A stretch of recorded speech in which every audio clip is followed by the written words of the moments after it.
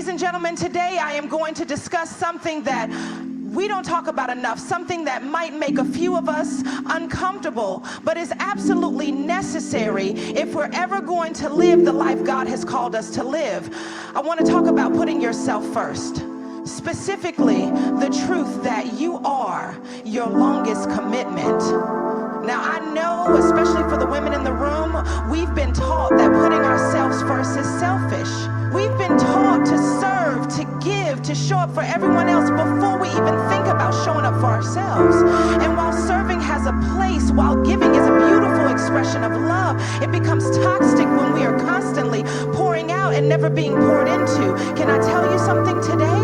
You are not here to live at the bottom of your own priority list. You see, life will demand everything from you. Your job wants your time, your family wants your energy, your friends want your attention, and none of those things are inherently wrong. But the danger comes when you start showing up for everyone else with a smile while secretly neglecting the one person who matters most in your journey, you.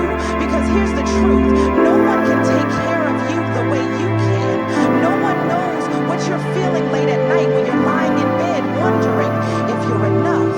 No one feels the weight of your overthinking, your exhaustion, your silent prayers for strength just to make it through the day. That is why putting yourself first isn't arrogance, it's awareness. It's being in tune with your own soul.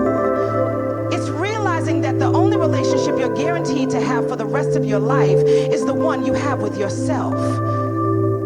Let me tell you what the enemy loves. He loves to see you so consumed with everyone else's needs that you forget you have needs too. He loves to see you worn out, drained, burnt out, and too tired to dream. Because a tired woman can't hear God clearly. A drained man can't move in purpose effectively. When you're constantly running on empty, you can't receive the fullness God wants to pour into you. I learned this the hard way. I remember a time in my life when I was so focused on being who everyone else needed me to be, I lost sight of who I really was. I was showing up, yes. I was speaking, encouraging, leading, but deep down, I was empty. I wasn't checking in with my own heart. I wasn't making room for silence, for healing, for me. And you know what happened? I broke. Not publicly, but privately. In the kind of way that makes you ask, who am I when no one needs me? Putting yourself first means choosing to no longer abandon yourself in moments that require your attention. It means waking up and asking yourself, how am I doing today? Before you go asking everyone else. It means being willing to disappoint others so that you don't keep disappointing you. Can I free somebody right now? You are allowed to disappoint others if it means you're honoring your peace. You are allowed to say no without guilt, to rest without apology, and to protect your heart like it's sacred, because it is. Some of you have been last on your own list for so long, you don't even remember what it's like to choose yourself. You don't remember what it's like to say, I matter too. But today is a good day to remember. Today is a good day to come back to yourself. To treat yourself like someone worth fighting for, because you are. You are the temple, you are the vessel, you are the carrier of purpose. And if you fall apart, everything connected to you feels it. So if no one's ever told you this, let me be the first to say, you are not selfish for prioritizing your growth. You are not wrong for putting your healing first. You are not weak for needing time to regroup. You are human, and your humanity is not in competition with your holiness. They coexist. And in fact, it's in taking care of yourself that you honor the God who created you. God didn't create you just to survive. He created you to thrive. But you can't thrive if you're constantly giving from a place of depletion. You've got to be whole. And wholeness starts when you decide that you're worth the effort. When you stop waiting on someone else to validate your value. When you say, I'm going to be there for me the way I show up for everyone else. Ladies and gentlemen, you are your longest commitment. So show up for you, fight for you, love on you. Because when you do, you don't just change your life, you change everything connected to it. And while you're showing up for you, while you're remembering that you are your longest commitment, there's something else you've got to carry with you on that journey. Boundaries. Yes, I said it. Boundary. Now, I know that word makes some of us a little uncomfortable.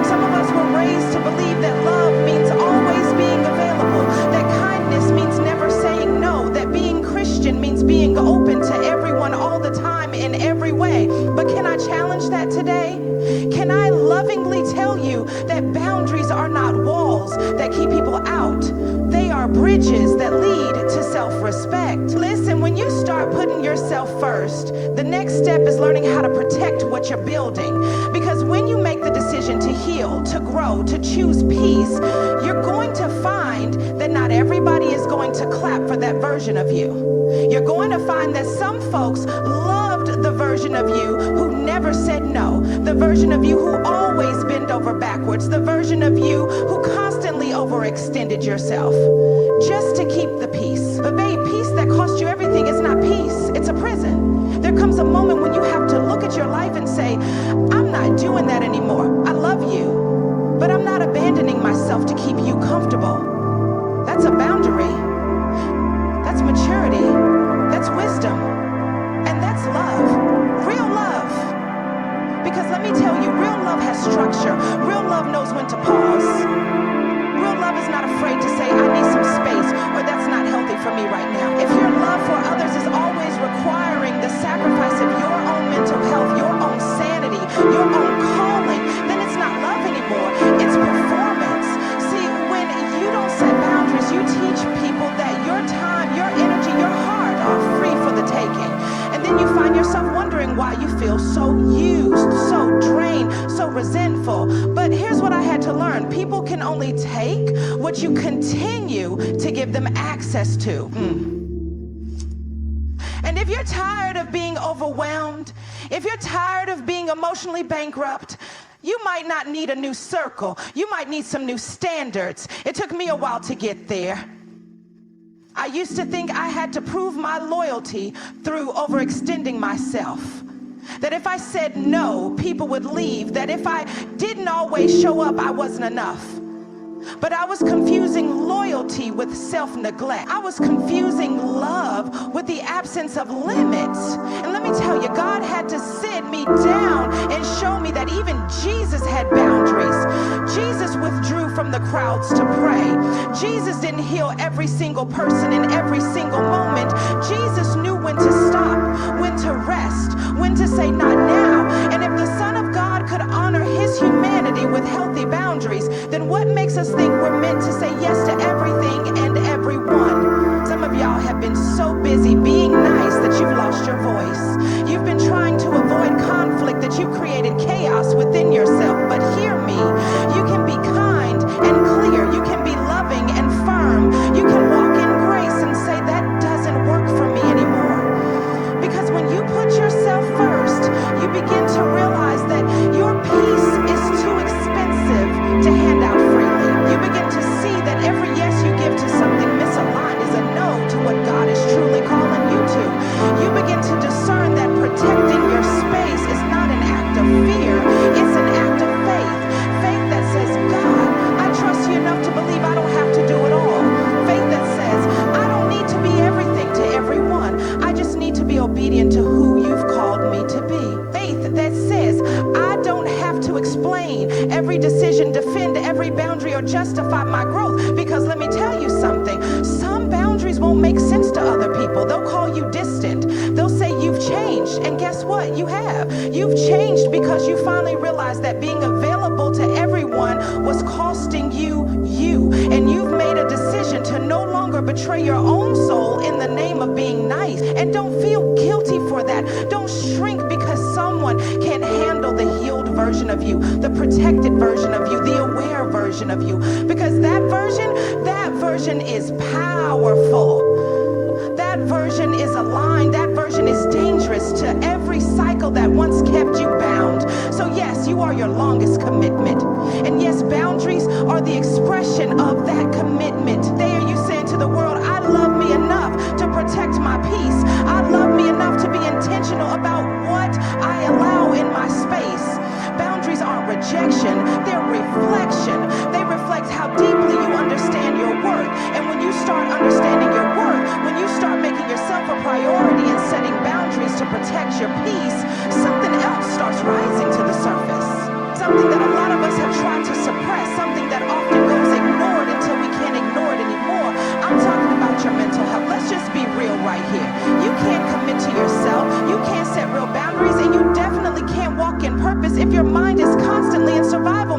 If your thoughts are racing, your emotions are heavy, and your soul feels like it's suffocating under the pressure of performance, baby, that's not living, that's existing.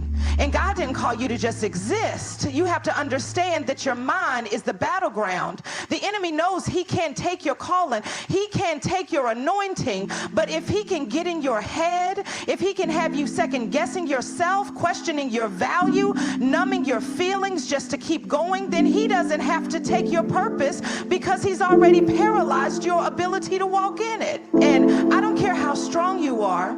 I don't care how successful you appear. I don't care how many scriptures you quote. If your mental health is suffering, it's going to affect every single part of your life.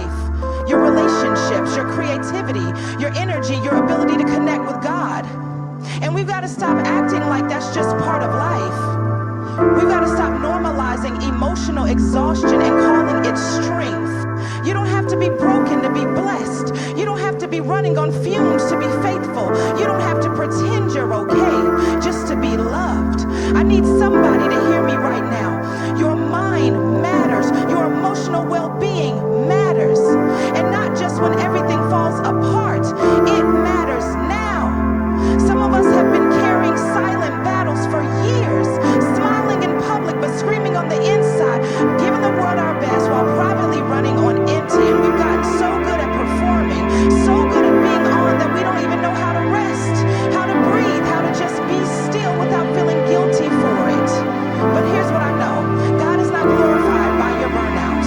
He is not honored by you ignoring your needs. He is not impressed by your ability to suffer silently while pretending everything's fine. God wants wholeness for you. He wants healing for you. He wants joy and clarity and rest for your mind. So can I ask you something? When was the last time you checked in with you? When was the last time you gave yourself permission to slow down without needing a breakdown to justify it? When was the last time you said, I'm not okay, and actually let someone support you in that space? Because asking for help doesn't make you weak, it makes you wise, it makes you human. There is no shame in needing therapy. There is no shame in saying I need a break. There is no shame in turning your phone off, canceling that event, missing that meeting, or stepping away from that relationship if it's costing you your sanity. Because at the end of the day, it is your mind that has to carry your vision. It is your spirit that has to sustain your purpose. And if you're not protecting your mental health, you're putting everything else at risk. Some of us grew up in environments where feelings were forbidden, where crying was weakness, where asking for help was seen as failure. And now, as adults, we don't know how to sit with our own pain without judging it. We don't know how to process emotion without trying to fix it immediately. But healing doesn't happen when you suppress what you feel. It happens when you face it. When you get honest about what's really going on behind the scenes. Let me tell you, I had to learn this the hard way. I was so used to being strong for everybody else that I forgot I was human too. I forgot that I had wounds that needed tending to. I forgot that even though I carried the word, I also carried weight. And that weight started showing up in my thoughts, in my sleep, in my relationship, until God lovingly whispered, you don't have to carry this alone. And I want you to hear that same whisper today. You don't have to carry this alone. You don't have to fake it till you make it. You don't have to wear a smile while your soul is breaking. It is okay to need help. It is okay to press pause. It is okay to say, I'm not okay, because God can handle your honesty. And the healing you need begins in your honesty. So yes, you are your longest commitment. Yes, boundaries are holy, but don't you dare forget your mind in the process. Because if you lose your mind trying to keep it all together, you'll wake up one day and realize you've built a life you can't even enjoy. And that's not the life God wants for you. Because what good is a life that looks successful but feels suffocating? What good is a full schedule if your soul is starving? And listen, it doesn't just stop at putting yourself first, setting boundaries, and tending to your mental health. There's another layer to this, a deep one that speaks to how you talk to yourself. Because let's be honest, some of us have boundaries with people, but no boundaries with our own thoughts. We've guarded our time, protected our space, but we're still walking around daily, tearing ourselves down with the words we whisper to our own soul. Can I talk to that part of you for a minute? The part that smiles in public but rehearses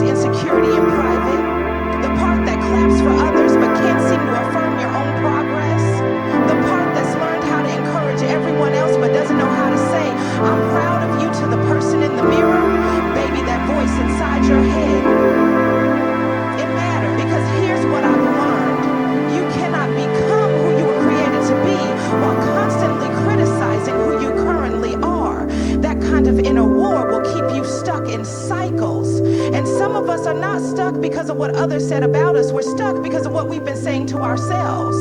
Every time you say, I'm not enough, you're building a prison with your own words. Every time you say, I'll never get it right, you're snatching the pen out of God's hand and rewriting the story He's trying to redeem. The enemy doesn't always need external voices to discourage you if he can get you to be your own accuser.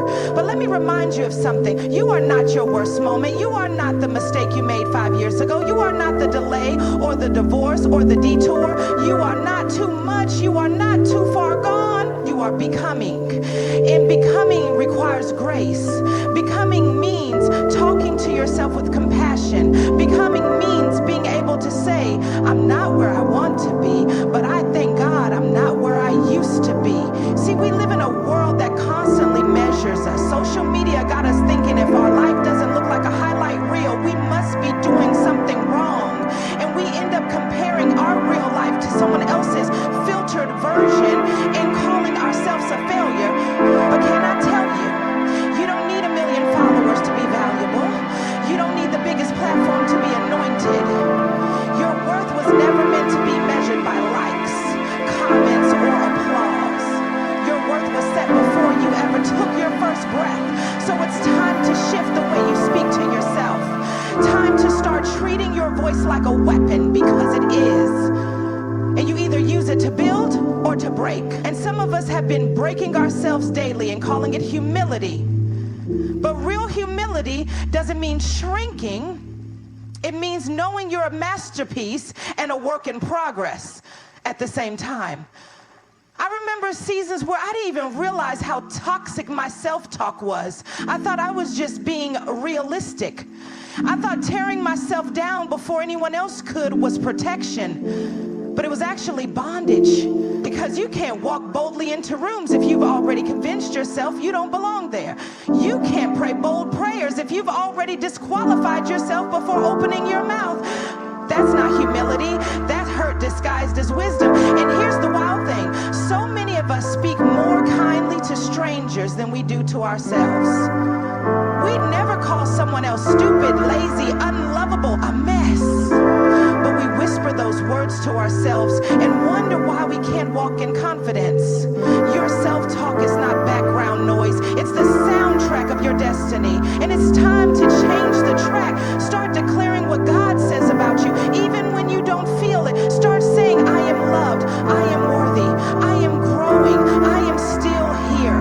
Speak those things over yourself when you wake up, when you make a mistake, when you feel unqualified. Let your words align with grace, not guilt, with hope, not shame, because shame will silence you, but grace will strengthen you. And no, you're not going to get it perfect every time. You'll have moments when doubt creeps in, when fear tries to pull you back, when that inner critic tries to rise up again. But when it does, I want you to remember, everything we've been building, you are your longest commitment. You've set boundaries to protect what's sacred. You're honoring your mental health. And now you speak to yourself like someone who is becoming everything God saw when He formed you in your mother's womb. Because if you don't believe in you, it's going to be real hard to receive the belief others have in you. And it's going to be even harder to believe in the vision God gave you. So this isn't just about self-love. It's about alignment. Getting your words in alignment with His truth. Replacing the lies with life, because you don't just need motivation, you need transformation. And that starts with your voice, because when your voice begins to align with God's truth about you, when you stop speaking defeat and start declaring destiny, something powerful starts happening. You stop just surviving your days and start owning them. You stop running on autopilot and start moving with intention. You stop waiting for life to happen and start showing up like you deserve to be here. And that brings me to this last thing I want to share with you. You must prioritize your purpose.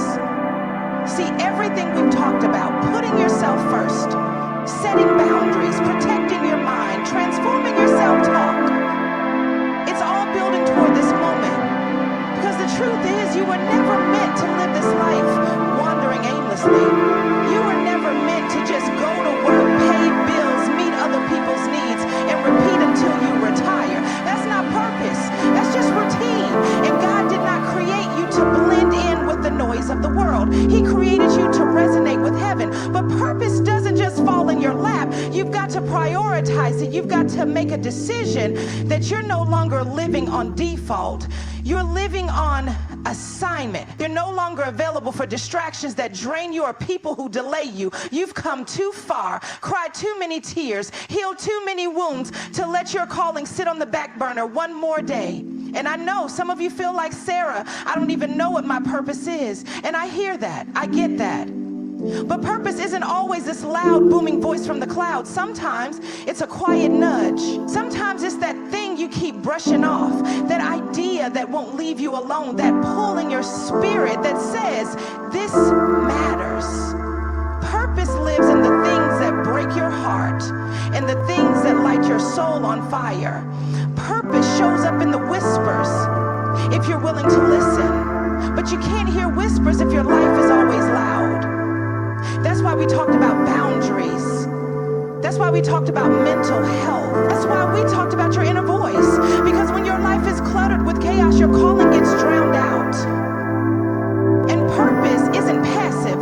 It doesn't compete for your attention. It waits. It waits for you to slow down, get still, and say, God, what would you have me do with this life you've given me? And I promise you, when you ask that with a surrendered heart, God will start to show you. He'll connect the dots. He'll redeem the pain. He'll give meaning to the moments that once made you feel lost. And what's so beautiful about God is that nothing is wasted. Not the hurt, not the heartbreak, not the detours, not the delay. When you prioritize your purpose, you begin to see how God was using everything, even the stuff you hated, to shape you for what you're called to do. But hear me clearly. Prioritizing your purpose doesn't mean you have to quit your job tomorrow or launch a business next week. It means you wake up aware. It means you stop treating your gifts like hobbies. It means you stop waiting for permission to be who you already are. It means you choose to show up, even if it's just a small step. Purpose doesn't demand perfection. It asks for movement. Some of you have books inside you that are waiting to be written. Songs inside you that are aching to be heard. Ministries that are growing in the soil of your silence. Businesses that could transform communities, but you've been waiting to feel ready. Baby, ready is a myth. Faith doesn't require ready. It requires willing. So be willing. Be willing to make time for your dreams. Be willing to cut back on distractions. Be willing to look foolish while you're learning. Be willing to disappoint people who benefited from your smallness. Because your purpose is not about applause. It's about impact. It's not about being popular. It's about being obedient. And I know the journey isn't easy. I know life has tried to talk you out of your calling. I know the enemy has whispered that it's too late, that you miss your moment, that you're too broken, too busy, too much, or not enough. But the devil is a liar. You wouldn't still be breathing if God was finished with you. You wouldn't still be here if there wasn't still something in you that this world needs. So this is your moment to reclaim your time. This is your reminder that you matter. Your voice matters. Your vision matters. That thing on your heart that you keep trying to silence, it's not just a dream. It's a divine assignment. And the longer you wait, the longer the world waits for the fullness of who you are becoming. You are not selfish for choosing you. You are not dramatic for protecting your peace. You are not arrogant for speaking life over yourself. And you are not irresponsible for daring to pursue what sets your soul on fire. You are aligned. You are healing. You are rising. And now you're choosing to walk in purpose. Because your calling isn't just about you. It's about who you'll become when you finally decide to make room for what God has placed inside of you.